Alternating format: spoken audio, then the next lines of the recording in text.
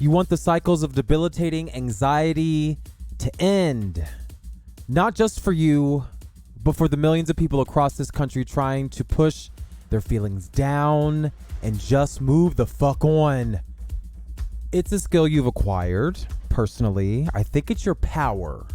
Nevertheless, you have been having a terrible 7 days, and you just want someone to acknowledge how hard it can be, because being a warrior is not your vibe either. That's why you keep that shit on screen securely, sitting on top of a cloud. Speaking of which, where is the nearest cloud upon which you can lounge? Those mythical babies painted on the ceiling of cathedrals in Italy might hold secrets to a more chill and productive outcome of your life. There are only so many ways you can reroute your thoughts to reverse the terrible things you say about yourself. And that's because anxiety comes like waves crashing on the side of the fucking Titanic, threatening your entire safety. And it's like the trunk of that elephant, sick of that girl's shit and her stupid friends taking pictures of it as they continued to ignore the feelings of that elephant. Anxiety and the attacks are large, loud, and angry. So with the information I'm sharing with you today, I'm going to synthesize ancient wisdom with modern science. You want to reduce the doom prophecies swirling around your head like pink and blue cotton candy at the county fair. Ultimately, those thoughts make your head and stomach turn. Thoughts like, boo, that could go wrong, or you will fail, bitch. Those thoughts are met with good tactics you learned from the read or from your therapist. Like, practice gratitude or whatever the fuck they tell you to do. Yet every day, you have to fight with yourself just to face the fucking day. You don't know how exactly to do it. You force yourself, and doing that seemingly, that seems like a good way to expend your energy for meaningful activities like, I don't know, living, paying your bills, going to sleep on time, and waking up at a reasonable time. So when you're done with all that self-talk reassuring you that it's okay to leave the seclusion of your home or your apartment, then head to work, get there, check your emails. You're overwhelmed already. And the process starts all over again. It's like a fucking never-ending nightmare. And like I said earlier, millions of people deal with these same feelings across the country, across the world. And you particularly want to occupy your mind with information that helps you be more social, get more dates, have more money, all that kind of stuff. You want those social interactions not to end with the awkward silence that they normally do. Not only, then you want those people to be your friends in the future. How do you do that? Well, you know you're dope, and you know how dope you are. And by the time you get done listening to today's episode, you will have vital information that makes it easier to let the world know who the fuck you are and not to fuck with you any longer. In other words, the title of this episode is called Authentic Expression, and I'm your host, Devon. Thank you for listening. By visiting the link in the description, it becomes 1,000 times easier to unlock secrets on navigating this thing called life. If you continue listening any further, warning, warning, the principles you learned today will start you on the shortest path to stop working that dead-end job and never having enough money to last to the next paycheck. Yes, you can start paying off your student loans a little sooner. You can make your husband happy by being able to afford a night out on the town, honey. Then you start getting continual flows of bags, the kind that have money in them. Your family basically will think you're a drug dealer because you're not turning around and asking your mom for money every time you need it. Please visit the link in the description. It is to thesecretenergy.com mindful fund. And through Secret Energy, I am an affiliate. So simply by clicking the link, I get credit for you clicking. So, and not in the money kind of way. I just want to direct you to that thing. But there's tons of information there. This is where I get all my information. Secret Energy is the one of the last stops on my quest to finding somebody that I fucking could understand and trust. There is a lot of spiritual spin out there. And I'm just like, girl, I was raised Baptist. Fool me once, shame on me. Fool me twice, well, that ain't gonna happen, bitch. So visit the link in the description. Thank you so much. And that's why you are so shy, but you're too freaky. You know? You're freaky on Twitter. You got a freak Twitter. You got a freak Tumblr. You got all this freaky stuff. You're doing all this risky behavior on the weekends. You're up on Twitter all day trying to become saved by the precious blood of Jesus Christ. By the way, how's that working for you? Great to know. Well, over here at devon.org, DVAUGHN.org, I'm lucky to be a part of some cool forums, some deep forums, like shit that takes me all day to read. That's why I cut my cable, but I have to buy HBO now because they're trying to come out with like black entertainment now. But there are these forums that I'm a part of that cater to my personal intense need to understand the true nature of reality. It's the weirdest fucking rabbit hole I've fallen into, but it's weird because I found, this is the crazy thing about my quest on Center of the Sun, is that it's weird how I found a man and a woman, a white man and a black woman, or a white woman and a black man who agree. Like literally, like two parts of the world, two different higher powers, everything, but all the same information because, you know, I'm evidence-based. I go where the patterns are. I go where the data is. And basically, I'm a part of evidence-based conspiracy theory forums, and honestly, I'm just getting my entire life. So I'm going to cite my sources as best as possible in the blog post associated with this episode at devon.org. But you can look at the cited sources, but I'm going to just explain it to you today. So you're welcome. Thank you for listening. And it seems like all this research, the research that I am going to cite today, it's kind of stopped rather around 1997. I'm pretty sure I was like in like third grade or something. I don't know, but no, fourth grade. I forget. Basically, I went into high school in 2001, so I can't remember, but I was a freshman. I'll never forget that. But I am not entirely sure why the research around this information stopped in the 90s. Just going to say that out loud. And then since the 90s, like healthcare and everything has skyrocketed. And, you know, let's just get on my conspiracy theory tip here.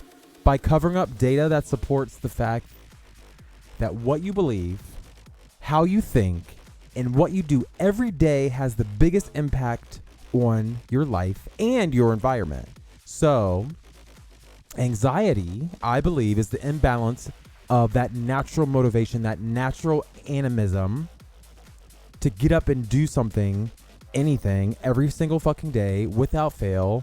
Your desires even get jumbled up with the desires and expectations you sense from other people and your environment. It's hard to decipher what is healthy, what's a healthy thought, what's a bad thought, what's a healthy food, what's a bad food. No one knows how you're feeling. No one knows the depths of your pain. Sometimes occupying your mind is the only thing that keeps you at bay, like all of you, unfortunately. One day, you might be able to donate your weighted blanket to someone that needs it more than you. After today, you won't wish the week was over. After today, you'll start wishing for more time with your family. After today, you won't have time to continue trying to be positive. You'll just walk with a purpose and be your fucking highest self. There's nothing positive about being your highest self because it just is. When I'm done sharing with you this exciting new and old science, your horrible anxiety will start dissolving. And not in a way that's like, oh, I'm healed. I am healed. No, it's not all that.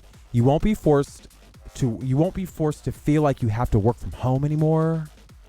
You know, after learning about this new information, you will be able to stop biting your nails in the middle of the night, thinking about the day you haven't even started.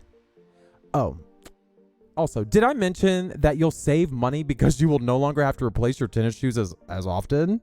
After today, you'll stop walking the 3 extra blocks to avoid that friendly cashier at the deli. Don't get me wrong. There's probably a good reason why you're avoiding that person. But today's episode is packed with foundational information to stop the panic, worry, and compulsion to put your beautiful soul down. You are a supreme being and you cannot be contained in this physical reality. And before we get to this intense mind hack, you should understand that the data is there and it's driving it and it's evolving and it's being applied to principles that we have continued to develop to this day. So let's start by defining scientific models. I want you to think back to 1990s. No, I'm just playing. About like 2007, I guess. America's Next Top Model was airing on the CW. Women from all over the world, or not over the world. I guess just the country. No, I guess they had all kinds of America's Next Top Models by then. But they would submit their photos to a panel of judges that included Tyra Banks or some celebrity like Rita Ora or whatever the fuck VH1 decided to do. But like any contestant. Or, sorry, not any contestant. Like any contest, you likely disagreed completely with some of the decisions of the winners. Like, I remember in Cycle 10, Whitney won. But, like, she was, like, an idiot. Like, I have a black friend. Like, girl, bye. Or, like, even though the Laura James cycle, like, sucked big balls, she skated by. Because of the weird way they tried to make social media a thing in that season. It was like, why are we incorporating? Okay, anyway, this is not American Idol, but anyway, moving along to cycle 14 rather. I personally believe they had the best international destination. I'm like still happy about that place, but I would have never thought Krista would win the cycle. And regardless of your feelings, the one thing you did agree with Tyra about is that the models that were on the show, they actually deserved to be there. They had all the right bones and limbs and courage and speeches and things to get out there and make their mark. That was the point of America's Next Top Model. Do you want to be on top? Side note, ironically, it took other iterations of their modeling career to be on top. Like, it didn't just stop at, you want to be on top? No, it just kept going. But America's Next Top Model was the catalyst upon which they built their career. On any level of science or fashion, that is exactly how you define a model. A framework of ideas and guesses that get you steps closer to your answer, but maybe isn't not the answer, but it's a good framework. Models, like on America's Next Top Model, are not the truth, but they can give you an idea of how those pants or feelings will fit under normal circumstances. In Tyra's case, who could be the most effective representative of fashion brands? That was her decision that she had to make, even though it was fucking stupid half the time. In the case of your never-ending anxiety, what model can you employ to help balance your shyness with your freakiness? You know, it's like two intense feelings, but they're kind of just there and you don't know what to do because there's still you in there being like, how do I decide? Today, I'm going to ask you to pay close attention to the theoretical model of substance as defined by a doctor named William Tiller.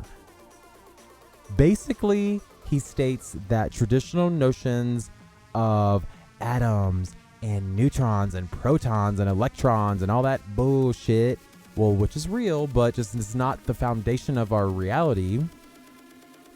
In addition to how you interact with that confusing part of reality, just like I talk about all the time on Center of the Sun, those ideas have been called into question. And I call them ideas because they are just other theories that we're applying to reality, just like the theoretical model of substance. So suspend the theories of relativity and particle theory and atomism and all that kind of stuff. Suspend those ideas. Imagine you know nothing. Imagine that you know so little that science is shifting to ideas that account for forces that are currently not even being defined by physics. They're being ignored completely. That's why when you look up the theoretical model of substance, or what is the name of this fucking article called? The fucking energy fields of the human body. When you look up these evidence-based journals, guess what? You can't find them. Don't ask me why. I have no idea. I have to get them from like a man on a anonymous forum, but I got it. And the alternative model of how the world works will give you concrete evidence of how to stop panicking every fucking day. The first thing Tiller discovered all the way back in the 60s during the civil rights movement, I think that was a distraction. I'm like, now that I'm reading this, I'm like, oh, it all kind of stopped. It's kind of started and stopped around this time. Back in the 60s, Tiller discovered that there were more forces in nature than the ones you learned about in school, like gravity and electromagnetism and nuclear energy and all that kind of stuff. There are forces that we can observe and measure in nature. By putting plants on a machine similar to one that could like monitor your heart rhythm, Tiller discovered that outside of the forces I just named, like gravity and electromagnetism and nuclear forces, plants have other forces that we can see on a screen in addition to the forces, you know, like when you get your heart rhythm measured and you see that beep, you need a little line going across this thing. That is electromagnetism. That's electricity going through your body. But in addition to the electricity in your body, there are other forces at hand that are measured with like a fucking telescope connected to a early laptop. It was a weirdest shit. I'm like, a Pentium 100 Dell? What the hell? But they did. And by putting plants on that machine, he was able to not only dive deep into like plant theories and shit. For some reason, the government has been ensuring that this information is hidden from future generations. So that's why I'm sharing it with you today. He also compared the energy of those plants with humans that have the ability to heal with their hands via like Reiki or like acupuncture or like energy healing or whatever the fuck. I don't know. Guess what? You possess the same force that keeps all other life forms moving and evolving. Tiller used all kinds of instruments, like I said, telescopes and cameras and scopes and shit to see what this energy looks like. It was very easy to record. Like, oh, you can record life force energy with a camera? Yes. The evidence is here. And by listening to the podcast, I can assure you that I checked my sources. You can visit my blog, devon.org. And the main thing I wanted to point out was that even in the middle of the desert or under controlled conditions of his lab, Tiller was able to measure in various different ways forces that were naturally occurring and that we also did not have evidence of prior to the experiment. We didn't understand it. We still don't. That's why I'm like, wait, I have to read a journal from the 1960s. Well, no, it's from the 90s, but the research is from the 60s. Tiller electrocuted so many fucking plants. I feel bad for the plants. I'm like, oh my God. But he did it because he was intrigued by the results. He put probes on the leaves of the plants. You know, like the first experiment was like, let's just attach it to the stem. Didn't work. Let's attach it to the leaves, you know. But what he found was that every time he probed a plant, it stopped cooperating, and it actually, the energy was not measurable anymore. It would like shift, or the plant would get mad, or it would get irritated. Like, and nobody likes being electrocuted. But basically, before electrocution, there was energy, base energy, and then they put a specific amount of energy into that plant, and they can measure both forces separately. Weird. Then his dumbass used a living tree in the middle of the desert, like in the 60s. There was no interference. There weren't as many electrical things existing back then. He accidentally pointed his device to the sky and found the same life force that he saw on that living tree in the skies. From like a mile away, though. It was weird. He was like, wait, we can connect a wire to you, but like, what if I look at you through a camera? Can I still sense energy from you? Like back then, like you would think they were like lit. But by measuring plants and humans in an alternative model of science, Tiller did not find new answers. He only found new fucking problems that he had to solve, or he's still alive, so he's probably still working. He's probably out here grinding. The first thing he found was that plants self-managed their energy. Like I said earlier, it didn't matter what he did with those plants. Those plants decided to turn off their signals, decided to turn off their frequency that they radiated into the environment. Just like, what's that what's his name? What's the movie where the plants were killing everybody?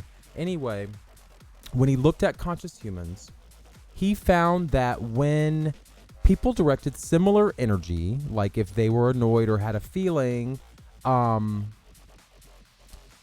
he can measure that, on the skin or through whatever medium. There are various ways that we measure electrical activity in our bodies. And then he gave them a small dose, kind of like, if somebody's like giving you a EKG, yeah. Then he would be like, or to measure your heart rhythm, he would, give you a little shock and see how long it took to go through your body. And he was able to measure not only the electrical magnetic forces in the body, he could also measure similar frequencies that emanate from plants. And because there was a lot of frequencies and shit going on, he saw that heat, thermodynamics started, popping up. Heat was created by the humans that thought about something intensely, like, ooh, I'm going to take this tumor out of your belly, girl. Like, and it created heat. Like me right now talking, I create heat in my body. But it's not clear. It's not clear what he did, because he keeps asserting, we just need more data. We need more studies. We need more studies that never fucking happened. Well, I'm not through all the research and stuff that I've been delving deep into, but it's like when you start ruminating and can't stop, the anxiety keeps building up inside of you. So but you bite your nails, you smoke a cigarette, you drink, you you do this, you do that. You want to expend that energy. But what if let me not get ahead of myself.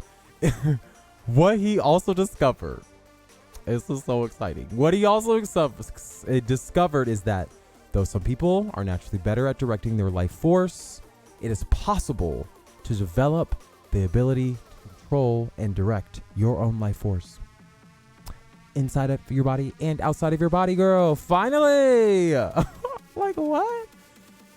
Tiller also continued to assert that all of this was made possible by intelligent structure of the universe. So when you see 777 11, like all of those like intuitive things that you pay attention to are the structure of the universe, because they talk to you and it makes sense to you. Like, yeah, up and down, like they're just things that make sense to you. And underneath the hood of everything we call reality is this structure. And some people call it sacred geometry or math or particle physics or whatever it is. We know there's a structure, we just can't define it. But we know it's not particle physics. I know that much. I'm like, I know it's not fucking Albert Einstein's ass, dumbass. Another dimension.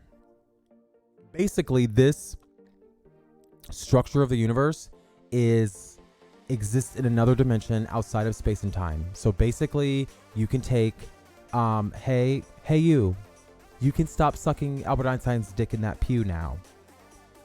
He was never the smartest man in the room, even though he was very intelligent. He wasn't the most intelligent. He did not have all the answers. He had a model that we all accepted, I think, because he was Jewish or something. I don't know. It was right after the Holocaust. I'm like, why do we trust him so much? Like, we must have really felt bad about the Holocaust. Anyway. His legacy, Albert Einstein's legacy, has been drilled into us because the leaders of our society, they chose to go that route. Maybe because of immigration, or I don't know. But just like Christianity and democracy and capitalism and we live under a set of rules that are counterintuitive to the basic structure of the rest of the universe. And at the beginning of the show, I promised you miracles. Amen. Come on, somebody. Here's the first one. Once we decide to change the rules, we become limitless. Our reality becomes limitless, like not the movie Limitless, like literally limitless, like not limitless with drugs. Like, you are a supreme being. Like, first things first, you are a supreme being and you cannot be contained. And therefore, with good evidence, you are not contained in this physical reality. With good evidence that we are presenting with you today, outside of daily life, you have control. I think that is the biggest driver of anxiety, is the loss of control or feeling, or this like perception that you don't have control. Well, once you realize you have been literally lied to by this fucking cult of scientists, your priorities will shift. That's the miracle. You cannot unknow something. Once you know something, even if you don't want to believe it, it will eat at you, and you cannot renege on this information. You already heard it. Too bad. It may not be today, but one day this information will click with you and you'll understand something you've always known. I don't know what that is, to be perfectly honest. But moving along. These forces that will require further investigation per Tiller, they seem to fall outside the laws of nature, and that's the point of today's show. Your feelings fall outside the laws of nature. Therefore, you must apply a new model, because your feelings exist outside of space and time, because we know that you radiate energy, and that energy is separate and distinct from the natural laws that we have already defined. Not that we are fucking right in the first place. It's probably wrong.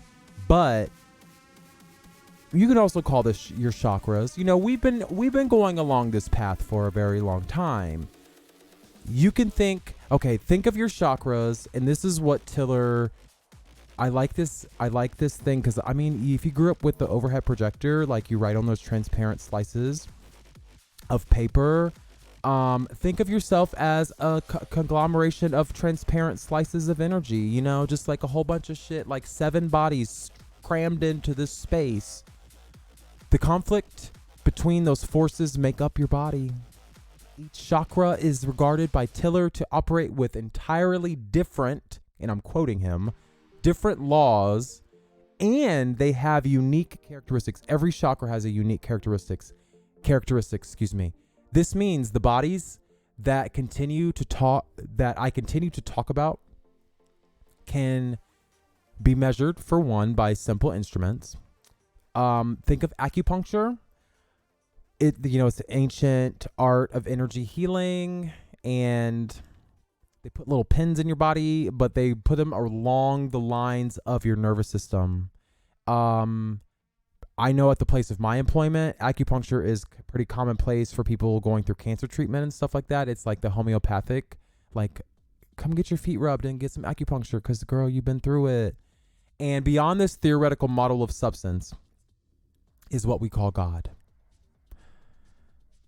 Even though your chakras don't clang together like wind chimes during a thunderstorm, there is a measurable interaction between them. And I feel like the Chinese people and the Hindu people or the Indian people, whatever, all kinds of different kinds of people, Native Americans, conscious people across the world, harmony is the most important thing when you're trying to affect your energy centers or your chakras or your slices of energy. I don't know what you want to call them, because it doesn't matter what you call them. It's just like God. It doesn't matter what you call God. We know there's a creator. Anyway, there's not just one thing you can do, honey. You have to put all your energy in achieving balance. Though your mind has the ability to create the patterns of thought that create anxiety and negative emotions, think about it. Through your mind, you can create the patterns of thought that create balance or imbalance. You know this because you can soothe your own anxiety away. When shit really hits the fan, you know what to turn on and off inside of your brain to get you through to the next moment. It fucking sucks. I know. But you do it every day. So what? I don't even know. It sucks, but you do it. Like, it's like smoking. It sucks, but you smoke. It is what it is. Through the forces that are inside your body, and now that you know that they exist, you're welcome. You can create new patterns of thought. Bam! You can rest assured that with enough practice, those patterns will begin acting like a force field. Tiller, these are his conclusions. Because you radiate energy, there's a force field. There's a field around you. And modern science, this is what's weird. You don't even know what a field is because modern science doesn't know what a field is. A force field. What's a force field? We don't know. We just know it's there. But when I meditate, I can see that force field around me. I never knew what it was. I've always had the ability. I've always been attuned to the energy of the universe. I just didn't know what the fuck I was looking at. But it swirls around you in your environment and other people. I haven't really gotten it outside of my body, but like when I meditate inside, that's the miracle of your body. It all starts within the mind. By starting on the mental plane, every time you can start putting all these forces on one note. Not only can you put them on one note, you have access to that non-physical realm that exists outside of space-time. So when at Knowing Jay is like, Devon, how do we get to the fifth dimension? I initially said there is no fifth dimension to go to because we're already in it. We just have to open our senses and see it. There is no amount of electricity or interference that can take that away either. Because you're a supreme being and you cannot be contained by another supreme being. Like we're all equal. Like literally God made it. Anyway, the radiation emanating from every cell in your body will change the environment around you.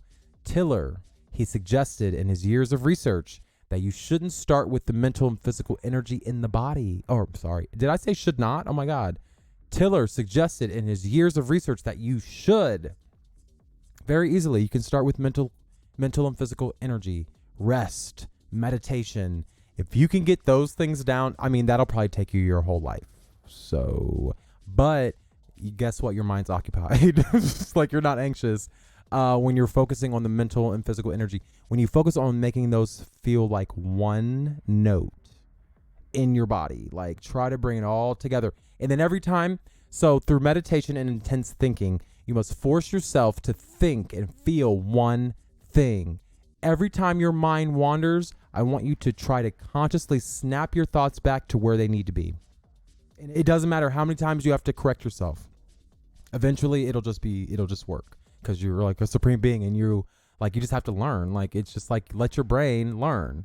For instance, if all the light in a light bulb was focused to one point. So the light in a light bulb, it emanates in all directions, and that's what creates a light in the room or whatever it is.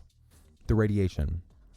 Imagine all of that energy being focused into one point. Tiller suggests that if you did that, the sum of that energy would be greater than the energy currently sitting on the surface of the sun or in the center. Anxiety basically is an imbalance because you were not aware that you had so much control. It's not intuitive. It's really not. And you're not to blame for any of your issues. But I call this attunement. And you can practice. Trying to get your mind and your body on one note is the way that you create this balance. I personally just did it today before I wrote the transcript of this podcast. I read a bunch of shit and then I used binaural beats on YouTube to force my brain to focus on one frequency. And then I fall asleep normally, but you know, it is what it's good sleep. I'm like, oh shit. But then I wake up refreshed and I'm like, have a new brain. So when witches or shamans or whoever talk about manifesting your power, they are not shooting smoke up your ass, okay? And neither am I, because I'm saying I'm doing the same thing. But that shit is real, basically. I want to tell you that shit is real. But the first thing you must do is learn. You have to be curious. You have to wake up every day with a fresh pair of eyes, because once you learn, because I'm not telling you what's true. I'm just giving you information that I learned today, and then I want you to draw your own conclusions. After that, you'll see that at a base level, you're charged up like a Christmas tree at a base level, but it's up to you to hang the lights. It's up to you to decorate that tree. It's up to you to put that star on there, because you deserve beauty and a long life, just like an evergreen. Like evergreens last for fucking ever. Christmas trees, we chop them down, but you know the principle, bitch. You are an evergreen and then some. Send your emails, send your questions, send your thoughts to host@centrasun21.com. Thank you for listening. Take care.